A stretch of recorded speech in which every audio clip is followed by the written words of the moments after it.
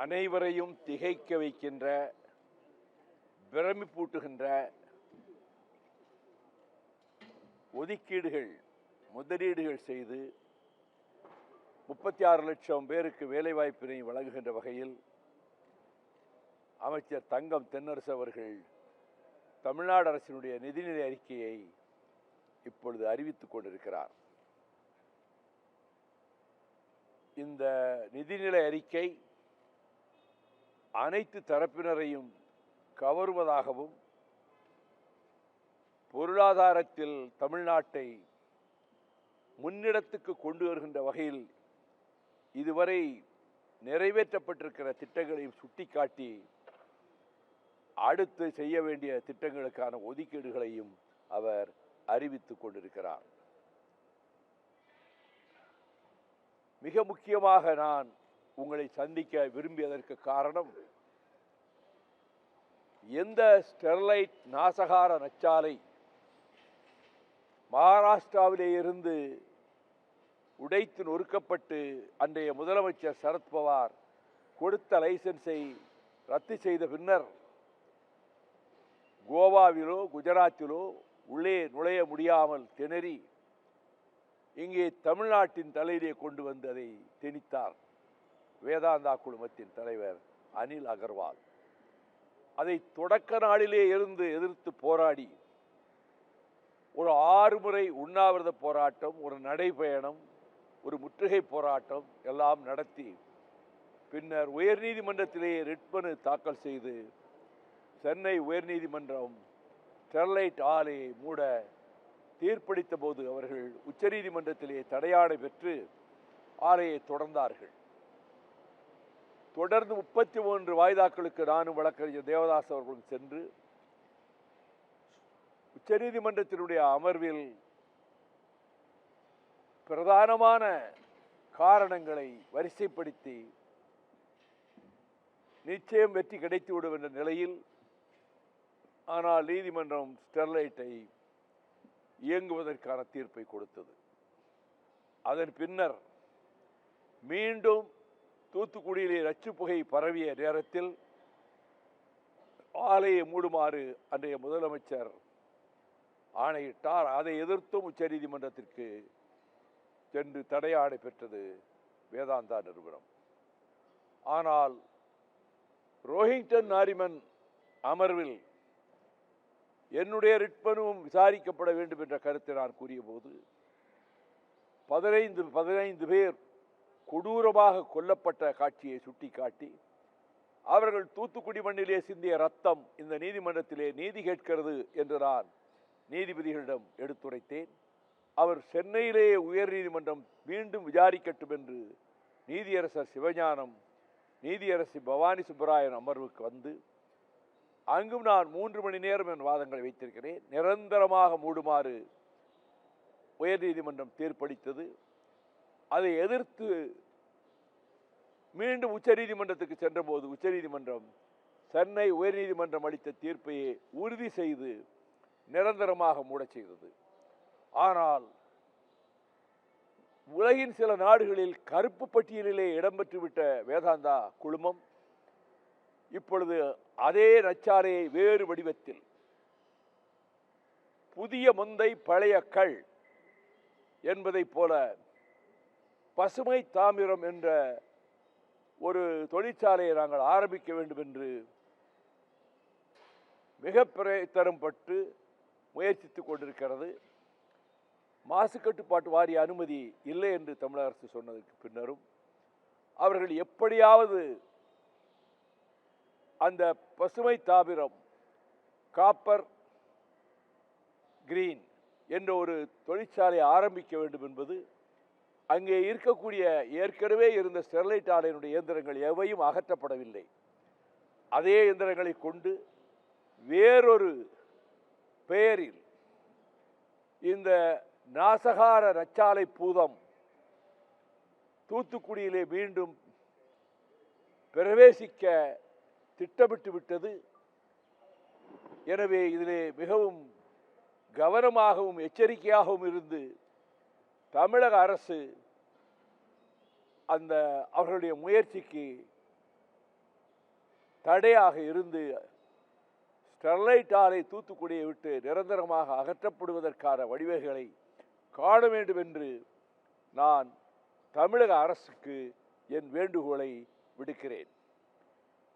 இந்த சூழ்நிலையில் தூத்துக்குடி மாநகர் மக்களும் சுற்றுவட்டார மக்களும் அதிலே சில பேரை ஸ்டெர்லைட் நிறுவனம் பெரும் பணம் செலவழித்து அவர்களை கொண்டு வந்து மனு கொடுக்க செய்து எங்களுக்கு ஸ்டெர்லைட் வேண்டும் என்று சொல்ல வைத்திருக்கிறார்கள். இது எல்லா இடங்களிலும் பணத்துக்கு விலை போகிறவர்கள் செய்கிற வேலை. ஆனால் மக்கள், பொதுமக்கள், மீனவர்கள், விவசாயிகள், தொழிலாளர்கள், சுற்று கிராமங்களில் இருப்பவர்கள் அவர்கள் உறுதியாக இருக்கிறார்கள். எந்த வடிவத்திலும் ஸ்டெர்லைட் இங்கே வரக்கூடாது என்பதிலே. ஆகவே இதை மக்களுக்கு தெரிவிப்பதற்காகத்தான் நான் இன்று திருச்சியிலே உங்களை சந்திக்க விரும்பினேன். அதே நேரத்தில் அரசியல் ரீதியாக உங்கள் மனதிலே எழுகின்ற கேள்வியை நானே யூகித்துக் கொண்டு பதில் சொல்லுகிறேன். காங்கிரஸ் கட்சி திராவிட முன்னேற்ற கழகத்தின் தலைமையிலான கூட்டணியில் நீடிக்குமா நீடிக்காதா என்ற ஒரு கேள்வியை 1-2 ஏடுகள் முன்வைக்கின்றன. காங்கிரஸ் கட்சியைச் சேர்ந்த ஓரிருவர் திராவிட முன்னேற்ற கழகத்தை சாடி விமர்சனம் செய்து அவர்கள் அறிக்கை தந்தார்கள். ஆனால் தமிழ்நாடு காங்கிரசின் தலைவர் செல்வ பெருந்தகை அதை ஏற்றுக்கொள்ளாமல் திராவிட முன்னேற்ற கழகத்திலான கூட்டணி உறுதியாக தொடரும் என்ற நம்பிக்கையோடு அவர் கருத்து தெரிவிக்கிற வேளையில் அதில் ஒரு சிந்தனையாளரும் எழுத்தாளருமான கோபண்ணா அவர்கள் காங்கிரஸ் எம்பி திராவிட முன்னேற்ற கழகத்தை விமர்சித்ததை கண்டித்து திமுக கழகத்தின் தலைமையிலான கூட்டணியில் நிபந்தனைகள் இன்றி நாம் தொடர வேண்டும் என்ற கருத்தை தெரிவித்திருக்கிறார். திராவிட முன்னேற்ற கழகத்தின் தலைமையும் காங்கிரஸ் கட்சியினுடைய தலைமை, குறிப்பாக மக்களவையினுடைய எதிர்க்கட்சி தலைவரும் சகோதரர் ராகுல் காந்தியும் நல்ல அவர்களுக்கிடையே இணக்கமும் நல்ல புரிதலும் இருப்பதால் இந்த இடையிலே ஏற்பட்டிருக்கிற சிறு சிறு சலனங்கள், ஓரிருவர் மனக்கசப்புகள், அவையெல்லாம் நிராகரிக்கப்படும் அல்லது அவற்றை புறந்தள்ளிவிட்டு திராவிட முன்னேற்ற கழகத்தின் தலைமையிலான மதச்சார்பற்ற போக்கு கூட்டணியில் காங்கிரஸ் நீடிக்கும் என்று நான் நம்புகிறேன். தேர்தலை பொறுத்தமட்டில் ஏற்கனவே உங்களிடம் நான் தெரிவித்தவாறு திராவிட முன்னேற்ற கழகத்தின் தலைமையிலான கூட்டணி மகத்தான வெற்றியை பெறும், திமுக கழகம் தனி பெரும்பான்மை பெறும், கூட்டணி ஆட்சி என்ற பேச்சுக்கே வரப்போகிற தேர்தல், சட்டமன்ற தேர்தலுக்கு பிறகு அந்த பேச்சுக்கே இடம் இருக்காது, வாய்ப்பும் இருக்காது. அதிலே உறுதியாக நான் நம்புகிறேன். தனிப்பெரும்பான்மையோடு மீண்டும் சகோதரர் மாண்புமிகு தளபதி ஸ்டாலின் அவர்கள் திராவிட மாடல் ஆட்சியை தொடர்வார் என்பதிலே எனக்கு மிகுந்த நம்பிக்கை இருக்கிறது. அப்படிப்பட்ட அறிவிப்புகள் மக்களுக்காக செய்வது, தேர்தலுக்காக என்று சொல்வது அவர்கள் கலங்கி போயிருக்கிறார்கள். எதிர் வட்டாரங்கள் யாரெல்லாம் நாங்கள் ஆட்சியை பிடிப்போம், முதலமைச்சர் ஆவோம் என்று சொல்லிக் கொண்டிருக்கிறார்களோ அவர்களுக்கே உள்ளுக்குள் பதற்றம் ஏற்பட்டுத்தான் 2 நாட்களாக முதலமைச்சர் அறிவித்த அறிவிப்புகளை எல்லாம் அவர்கள் தாங்கிக் கொள்ள முடியாமல் கருத்துக்களை சொல்லிக் கொண்டிருக்கிறார்கள்.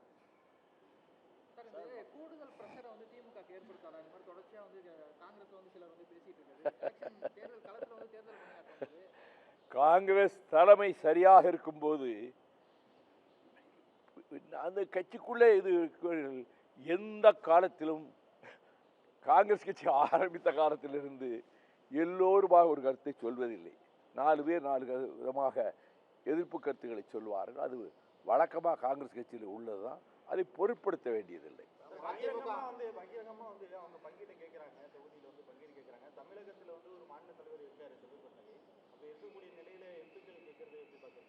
அதான் சொல்றேன்ல, காங்கிரஸ் கட்சி ஆரம்பித்த காலத்திலிருந்து இதுதான் வேலை.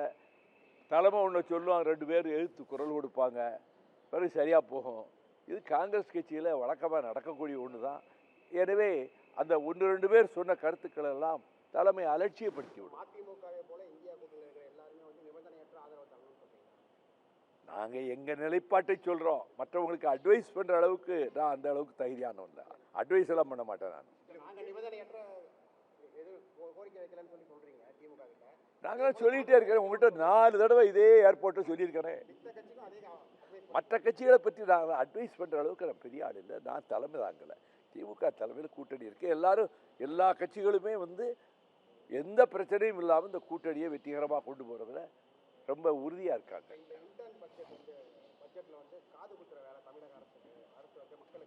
காதிலே பொன்னாபரணம் பூட்டுகிற வேலை.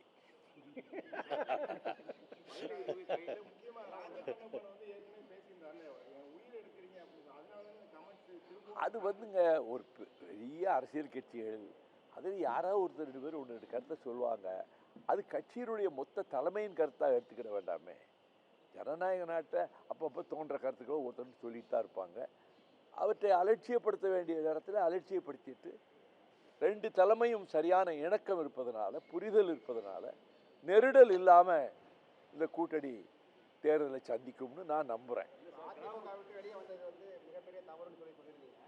அந்த தவறுன்னு சொல்றதுக்கு முன்னாடி என்ன காரணத்தினாலும் நான் சொன்னதை ஒரு ஊடக தர்மம், பத்திரிகை தர்மப்படி நான் 5 நிமிடம் சொல்லியிருக்கிறதுல ஒரு வரி கூட சொல்லாம ஏன் இந்த நிலைமைக்கு தள்ளப்பட்டேன்னு சொல்லி 5 நிமிஷம் பேசியிருக்கிறேன்.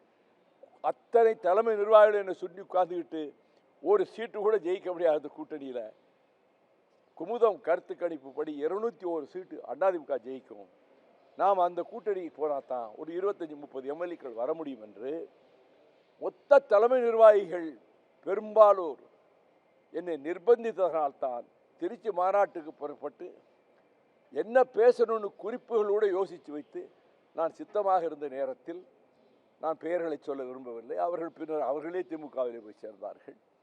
அந்த நெருக்கடி நிர்பந்தத்தினால் இந்த நிலைமைக்கு ஆளாக்கப்பட்டேன்.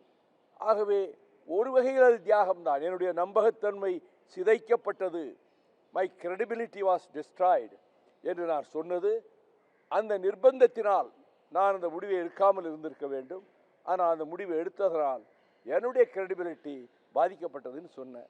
இதை மட்டும் போட்டுக்கிட்டு இருக்காங்க. முதல்ல என்ன காரணத்தினால் அந்த முடிவுக்கு வர நேர்ந்தது என்பதை யார் எந்த டிவியோ எந்த பத்திரிகையும் போடல. அதெல்லாம் கிடையாதுங்க, அதெல்லாம் இல்லை. அதற்கு பிறகு திராவிட முன்னேற்ற கழகத்தோடு நாங்கள் 99 நாடாளுமன்ற தேர்தலிலே கூட்டு வைத்து 4 எம்பிக்கள் வெற்றி பெற்றோம். ஆகவே பம்பரம் சின்னம் அப்படித்தான் எங்களுக்கு கிடைத்தது. இப்போ அதை பற்றி சொல்ல ஆரம்பித்தோம்னா ஒவ்வொரு கட்சியும் ஒவ்வொரு காலத்தில் மோதி இருக்காங்க, ஒன்று சேர்ந்துருக்காங்க. அது வழக்கமாக நடந்துக்கிட்டு இருக்கு. நாங்கள் இப்போ 9 வருஷத்துக்கு முன்னாடி எடுத்த முடிவில் உறுதியாக இருக்கிறோம். Come what may we will continue. எதுவாக இருந்தாலும் நாங்கள் இதில் தொடருவோம். ஒன்றும் எங்களுக்கு எந்த பிரச்சனையும் இல்லை. நாங்கள் பிரச்சனை மனசில் நினைக்கிறதுக்கு கூட வாய்ப்பு நாங்கள் கொடுக்கறது இல்லை. We are very clear in our stand. மிக தெளிவாக சொல்கிறோம். யாருங்க? அதாவது பேப்பரில் டிவியில் வரணும்னு ஒன்று சொல்லிகிட்டே இருப்பாங்க. அதுக்கெல்லாம் நான் பதில் சொல்ல முடியாது.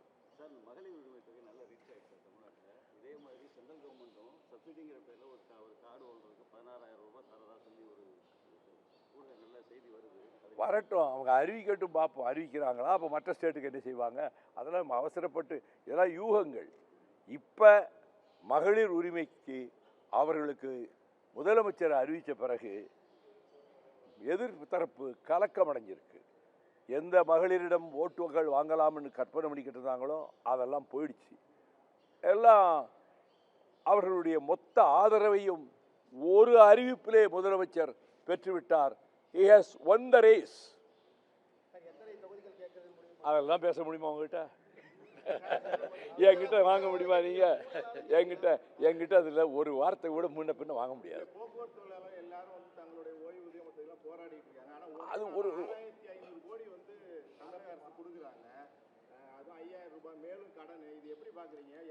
எல்லாத்தையும் சமாளிப்பார். அது எல்லாத்தையும் யோசனை பண்ணி சமாளிக்கிறதுக்கான வழிமுறைகளையும் வகுத்த பிறகுதான் முதலமைச்சர் இந்த அறிவிப்பை செஞ்சிருக்கிறார். எல்லாவற்றையும் யோசிச்சு தான் செஞ்சிருக்கிறாரு. he has succeeded. அவர் வெற்றி பெற்று விட்டார். எல்லா இந்தியாவுக்கும் தான் கடன் இருக்கு, நிறைய இருக்கு. மற்ற ஸ்டேட்டுகள் எத்தனையோ ஸ்டேட்டுகளுக்கு கடன் இருக்கு. அதை எப்படி ஈடுகட்டணுங்கிறதுக்கு திட்டம் வகுப்பார், அதில் ஜெயிப்பார்.